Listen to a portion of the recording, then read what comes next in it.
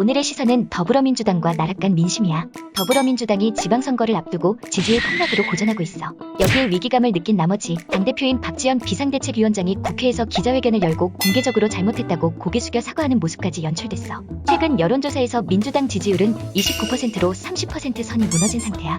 지난 2017년 촛불혁명 직후 압도적인 지지를 받아 190석 집권여당으로 군림했던 민주당이 어쩌다 이렇게 무너졌을까? 돌아보면 지난 5월 9일 퇴임한 문재인 전 대통령은 5년 임기 내내 평균 51.9%에 달하는 높은 지지를 받아왔어. 압도적 지지 덕에 국회의원 선거는 물론 지난 2018년 지방선거까지 모두 압승했지. 그런데 민주당은 지난 대통령 선거에서 패배했어. 이 때문에 윤석열 대통령 취임에 따른 컨벤션 효과로 민주당이 고전하고 있는 모양이야.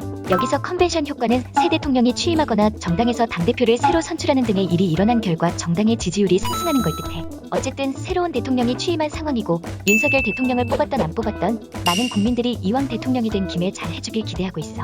이러한 컨벤션 효과 때문에 이번 지방선거는 민주당에겐 어려운 상황이지. 그리고 다른 이유로는 민주당에 대한 심판론이 거론되고 있어. 민주당 지지율 하락의 큰 특징 중 하나는 2030 세대의 이탈이야. 10년 전만 해도 나이 든 기성세대는 보수, 젊은 신세대들은 진보 성향을 띠는 것이 일반적이었어. 2016년 탄핵 전국과 지난 총선 때까지도 20대부터 40대까지의 젊은 층은 민주당을 지지했었지. 그런데 최근 청년들이 돌아서게 됐어. 어릴 때부터 선진화된 민주교육을 받아 정치인들을 표로 심판할 줄 알게 된 2030 세대들이 민주당 5년 집권기에 대한 실망감을 보여준 거지. 탄핵까지 당한 박근혜 정권에 실망한 젊은 세대들이 지난 총선 당시 민주당이 정치를 개혁해줄 거라 기대하고 180석이라는 엄청난 표를 몰아줬지만 민주당은 그 기대에 부응하지 못했고 그 실망감이 표에서 나타나고 있는 거야. 인기 정치인의 내로남불과 끝내 해결되지 못한 부동산 정책으로 인해 민주당은 그렇게 미뤄졌는데 5년 동안 뭘 한 거냐?